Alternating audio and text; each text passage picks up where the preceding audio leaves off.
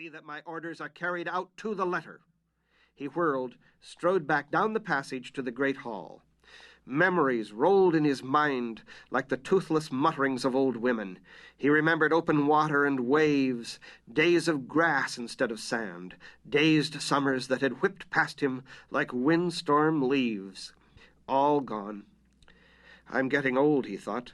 "I've felt the cold hand of my mortality, and in what? An old woman's greed." In the great hall, the Lady Jessica was the center of a mixed group standing in front of the fireplace. An open blaze crackled there, casting flickers of orange light onto jewels and laces and costly fabrics.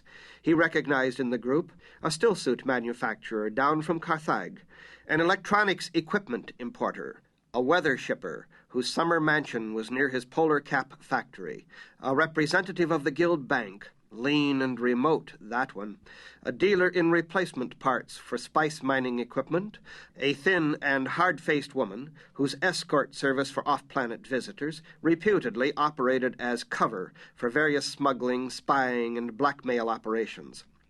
Most of the women in the hall seemed cast from a specific type, decorative, precisely turned out, an odd mingling of untouchable sensuousness.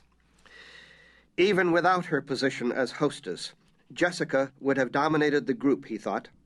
She wore no jewelry and had chosen warm colors, a long dress almost the shade of the open blaze, and an earth-brown band around her bronzed hair.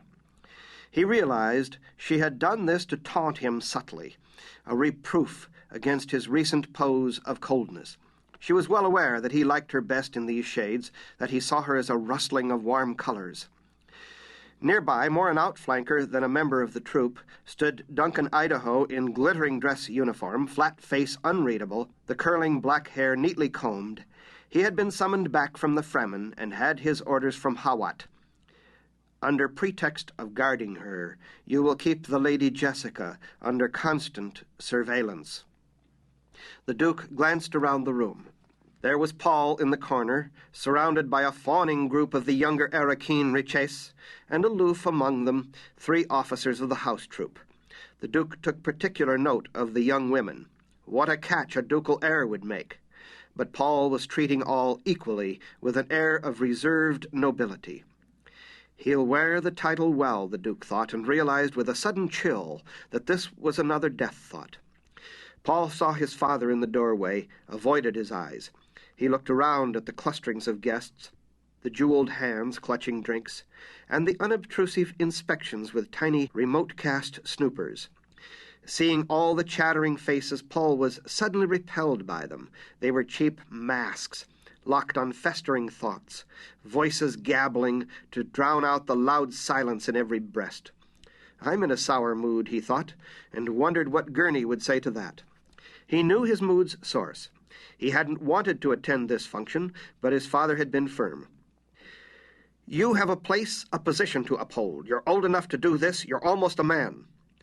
Paul saw his father emerge from the doorway, inspect the room, then cross to the group around the Lady Jessica.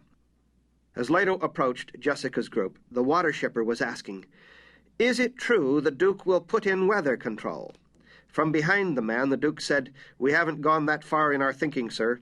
The man turned, exposing a bland, round face darkly tanned. "Ah, the Duke," he said, "we missed you." Leto glanced at Jessica. A thing needed doing. He returned his attention to the water shipper, explained what he had ordered for the laving basins, adding, "As far as I'm concerned, the old custom ends now." "Is this a ducal order, my lord?" the man asked. "I leave that to your own, conscience," the Duke said. He turned, noting Kynes come up to the group. One of the women said, "I think it's a very generous gesture giving water to the—" Someone shushed her. The Duke looked at Kynes, noting that the planetologist wore an old-style dark brown uniform with epaulets of the Imperial civil servant and a tiny gold teardrop of rank at his collar. The water shipper asked in an angry voice, "Does the Duke imply criticism of our custom?" "This custom has been changed," Leto said. He nodded to Kynes, marked the frown on Jessica's face, thought, "A frown does not become her, but it'll increase..."